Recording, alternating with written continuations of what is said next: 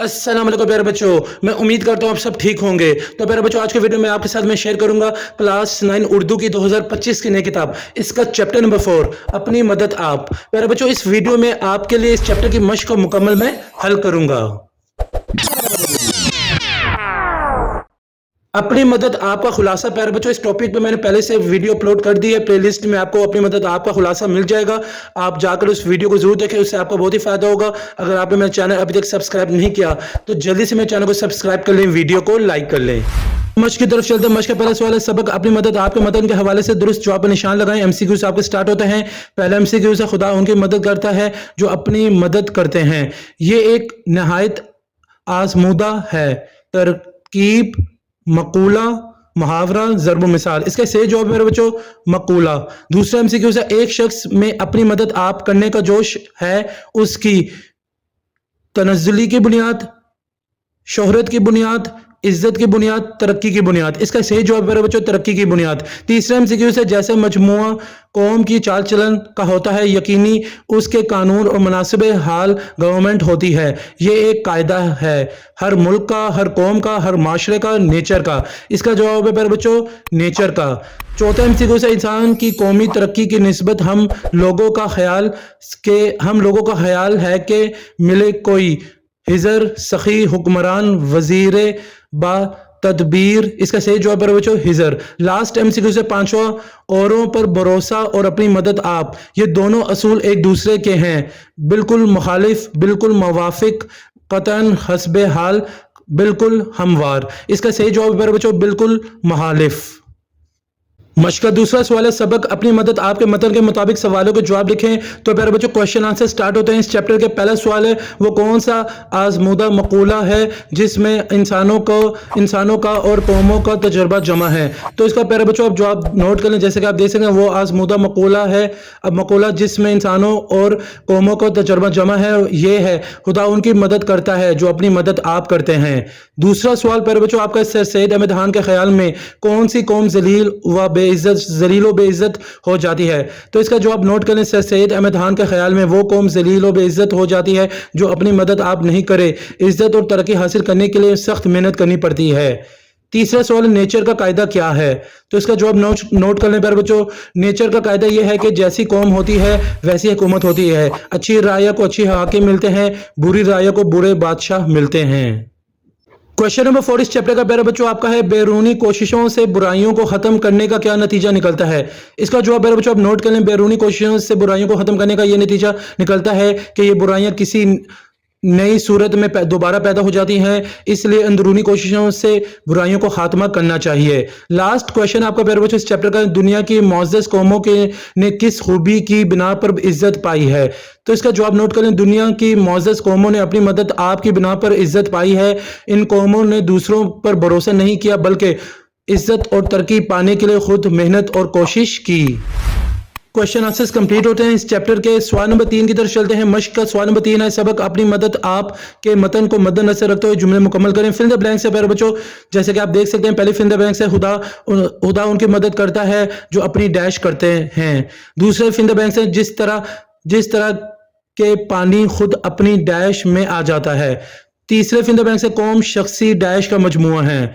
तो प्यारे बच्चों, जैसे कि आप ये फिल द ब्लैंक्स देख रहे हैं, आप प्यारे बच्चों मैंने आपके लिए सोल्व कर दिया ये सवाल भी, तो आप इनके आंसर्स नोट करें जैसे कि आपको अब नजर आ रहा है। पहले फिल द ब्लैंक्स का आंसर है, खुदा उनकी मदद करता है जो अपनी मदद आप करते हैं। इसका जवाब है मदद। दूसरा है प्यारे बच्चों आपका आंसर है इंसाल। तीसरा आंसर है प्यारे बच्चों हालतों।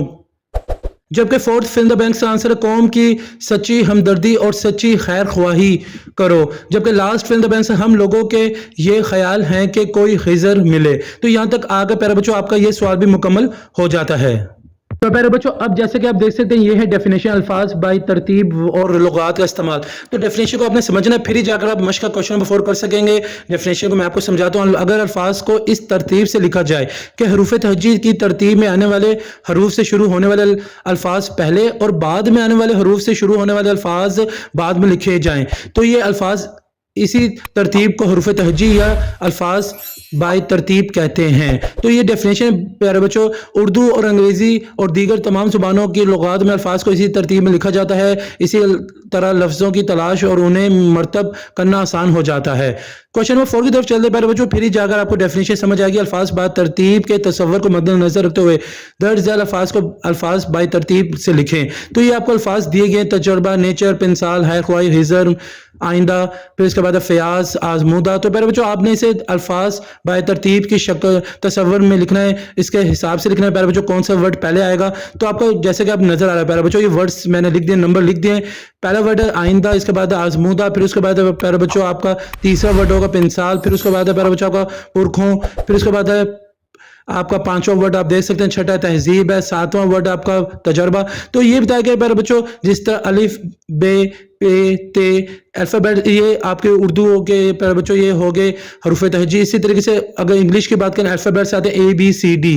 तो प्यारे बच्चों ऑर्डर्स में जो वर्ड्स आएंगे उसको अगर हमने अरेंज करना है तो इसको हम लोग कहते हैं अल्फाज बाय तरतीब। आसान अल्फाजों में कहूँ तो इसको हम अल्फाज बाय तरतीब कहेंगे कि जो पहले आएगा आपका अल्फाबेट या जो भी हरूफ पहले आएगा, फिर उसके बाद जो हरूफ आएगा उससे जो भी अल्फाज होगा आपने उसको ऑर्डर में लिखना। इस सवाल में ये बताया गया है। तो प्यारे बच्चों आप इस सवाल को जवाब को नोट कर लें, ये जवाब जैसे कि आप नजर आ रहे हैं नंबर्स को आप नोट कर लें। इस तरीके से आपका क्वेश्चन नंबर 4 भी हो जाता है।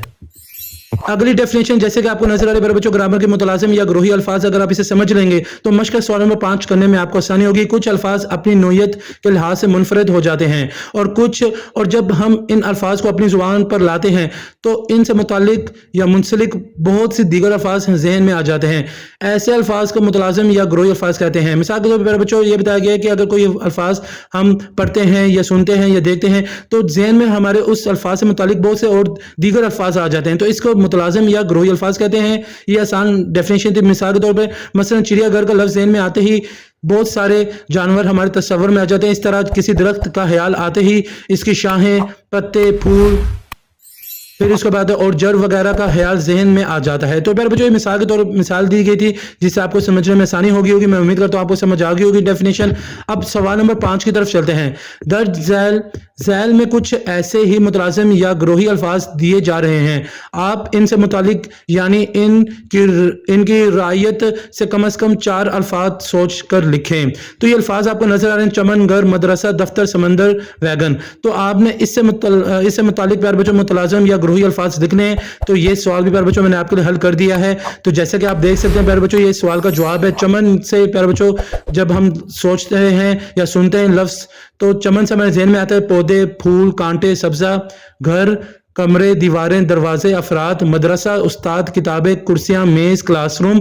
दफ्तर है प्यारे बच्चों कलम, मेज, कुर्सियां, कंप्यूटर, फाइलें। समंदर, साहिल, लहरें, बहरी जहाज, मछलियां। वैगन, दरवाजे, शीशे, सामान, टायर, सवारी। तो प्यारे बच्चों यहाँ आकर आपका मश्क का सवाल नंबर 5 भी कंप्लीट हो जाता है। आप हो सके तो वीडियो को पॉज करके इन सारे मुतलाजिम या ग्रोही अल्फाज को लिख लें। बहुत ही आसान अल्फाज है जो मैंने आपके लिखे हैं। इस तरीके से आपका सवाल नंबर 5 भी कंप्लीट यहाँ हो जाता है।